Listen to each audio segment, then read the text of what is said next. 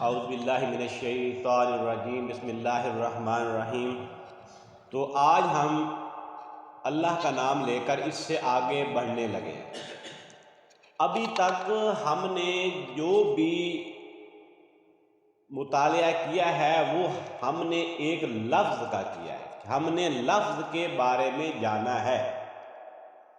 ہم نے جتنی بھی پڑھائی کی ہے ایک لفظ کی کیا ہے، تو اب ہم ایک لفظ سے آگے بڑھنے والے ہیں۔ ایک لفظ کو عربی زبان میں مفرد کہتے ہیں۔ مسلمون ایک لفظ ہے، مفرد ہے۔ اسی طرح مسلمون ہے جمع لیکن لفظ تو ایک ہے نا، تو اس لیے یہ بھی مفرد ہے۔ بات سمجھ آ رہی ہے نا؟ یعنی کہ ایک لفظ کو کہا جاتا ہے مفرد، اور وہ جو ایک لفظ ہے وہ واحد بھی ہو سکتا ہے، مثنیٰ بھی ہو سکتا ہے اور جمع بھی ہو سکتا ہے، جبکہ ہے تو ایک ہی لفظ نا۔ ایک لفظ کیا ہے؟ مفرد۔ تو مفرد جمع مفرد جمع مفرد ملتے ہیں تو بنتا ہے مرکب۔ مفرد اور مفرد کے ملنے سے کیا بنا؟ مرکب بنا۔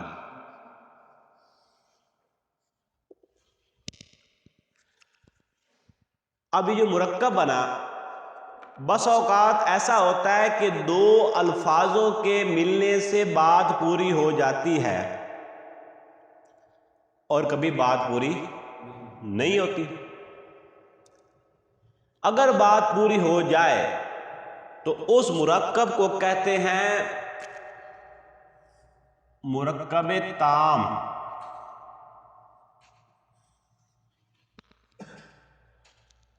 اور اگر بات پوری نہ ہو تو اس مرکب کو کہتے ہیں مرکب ناقص۔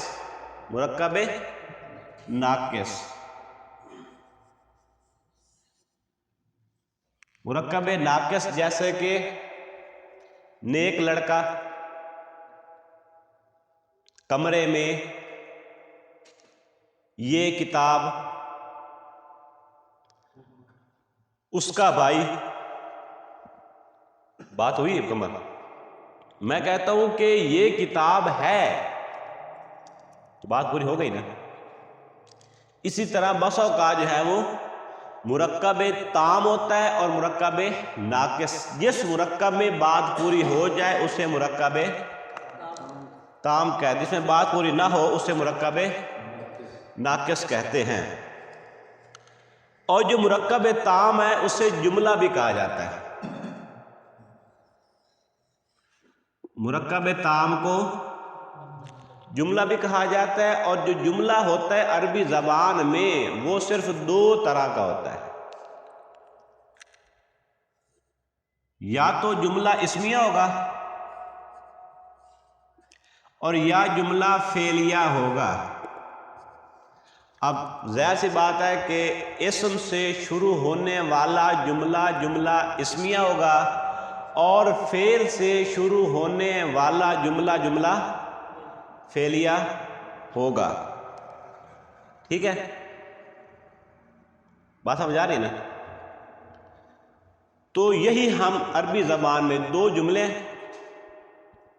اور تین جو ہے وہ جو با معنی لفظ ہے اس کی اقسام ہے۔ اسم، فعل اور حرف، تین پارٹس آف سپیچ ہیں اور دو سینٹنس جملے بنتے ہیں، جملہ فعلیہ اور جملہ اسمیہ۔ تو اب تک ہم نے پڑھا ہے، اسم پڑھا ہے نا، فعل کو ہم نے نہیں سمجھا، اس کو تو فعل کو ہم نے بالکل اس طرف گیا ہی نہیں، اسے ٹچ بھی نہیں کیا۔ تو ہم نے جو پڑھا ہے وہ اسم پڑھا ہے، اور اب ہم جملہ اسمیہ شروع کرنے لگے ہیں۔ اب جیسا کہ پہلے بات ہوئی کہ مفرد اسم ہے نا، یعنی اسم اور جمع اسم کے ملنے سے جو جملہ وجود میں آتا ہے، یعنی کہ مفرد جمع مفرد۔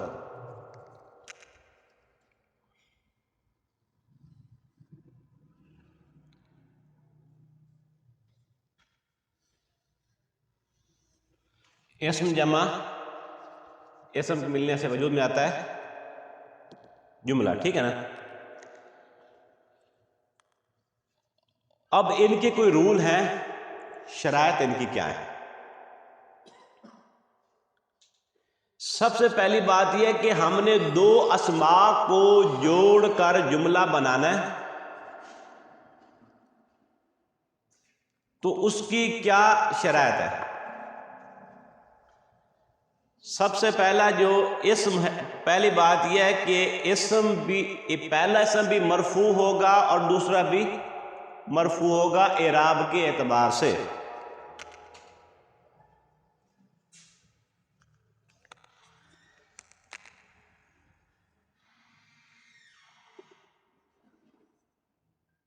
یہ بھی مرفوع ہوگا، اور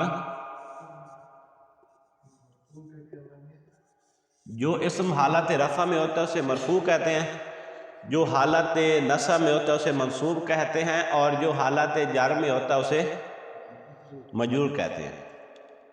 اور یہ یوں سمجھے کہ 100% یہ فارمولا اپلائی ہوگا. 100% جو ہے یہ دونوں مرفوع ہی ہوں گے. جن دو اسماء کو جوڑ کر ہم جملہ بنا رہے ہیں یہ دونوں مرفوع ہوں گے. ایک ہم نے پڑھا ہے اعراب اور دوسرا ہم نے پڑھا ہے وسعت.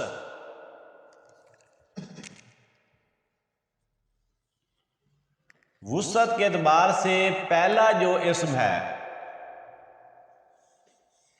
وہ معرفہ ہوگا اور دوسرا جو ہے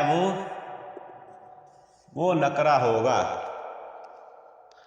اور یہ فارمولا اپلائی ہوگا تقریباً 99%. 99% جو ہے وہ یہ پہلا اسم معرفہ ہوگا، دوسرا اسم جو ہے وہ نکرہ ہوگا. باقی کیا رہ گیا اسم کے اب تک ہم نے کیا سمجھا اسم کے بارے میں؟ اسم کے ہم نے پڑھے ہیں 4 پہلو پڑھے ہیں نا. 2 پہلو تو کور ہو گئے، باقی 2 رہ گئے نا. وہ کون کون سے رہ گئے؟ جنس اور عدد. جنس اور عدد میں مطابقت ہوگی.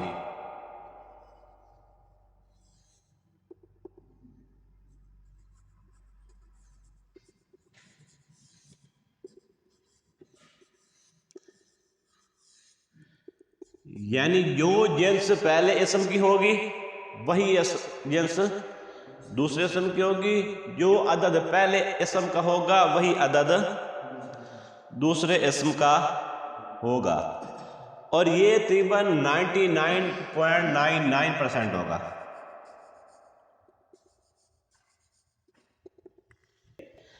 اب یہ جو 2 اسماء ہیں انہیں کیا کہا جاتا ہے؟ ایک کو کہا جاتا ہے مبتدا.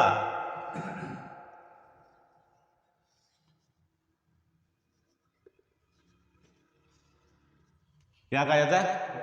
مبتدا. مبتدا کیا؟ یعنی جس سے ابتدا ہو رہی ہو وہ مبتدا ہے. جس سے ابتدا ہو رہی ہے وہ مبتدا ہے. مشکل تو نہیں ہے نا. اور دوسرا ہے خبر. خبر کیا ہے؟ کہ مبتدا کے بارے میں جو بتایا جا رہا ہے وہ خبر ہے. اس اسم کے بارے میں، وہ اسم جو کہ مبتدا ہے اس کے بارے میں جو بتایا جا رہا ہے وہ خبر ہے. ٹھیک ہے. اب تک جو ہم نے پڑھا ہے کہ مبتدا ہوگا ہمارا، مبتدا اور خبر دونوں حالات رفع میں ہوں گے. مبتدا معرفہ ہوگا، خبر نکرہ ہوگی. جنس اور عدد میں مطابقت ہوگی، یعنی جو جنس مبتدا کی ہوگی وہی جنس خبر کی ہوگی. اگر مبتدا مذکر خبر مذکر، مبتدا مؤنث خبر مؤنث، اگر مبتدا واحد خبر واحد، مبتدا مثنی خبر مثنی، اور اگر مبتدا جمع تو خبر بھی جمع ہی ہوگی. بات سمجھ آ رہی ہے نا؟ تو ابھی جو ہے ہم آگے بڑھتے ہیں اور اس کو جملے بناتے ہیں. مبتدا ہمارے سامنے آ گیا جی زید. پہلی بات یہ ہے کہ مبتدا معرفہ ہوگا، لہذا ہم مبتدا معرفہ ہی لا سکتے ہیں، نکرہ نہیں لا سکتے، اور یہ تقریباً 99% ہوگا. جی کیا سوال ہے؟ جی ہاں تو یہ آگے بڑھیں گے تو پتہ لگ جائے گا نا، یعنی کہ یہ خود ہی سے کہ آئی دونوں حالتیں رفع میں ہوں گے. اب آگے بڑھیں گے تو یہ باتیں واضح ہو جائیں گی، ٹھیک ہے نا. اچھا یعنی ہمارا مبتدا کیا ہوگا؟ معرفہ ہوگا نا. تو زید مبتدا بن سکتا ہے، اس میں علم معرفہ ہے نا، تو اس میں علم جو ہے وہ مبتدا بن سکتا ہے. میں لکھتا ہوں زید طالب، زید طالب، معرفہ نکرہ، ٹھیک ہے، مرفوع دونوں، واحد واحد، مذکر مذکر. تو ماشاءاللہ اس کلاس کا پہلا جملہ اسمیہ بن گیا کہ زید طالب، زید ایک طالب علم ہے. تو کیا بنے گا؟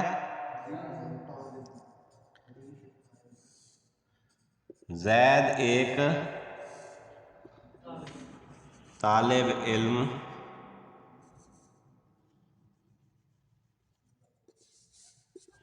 زید ایک طالب علم ہے.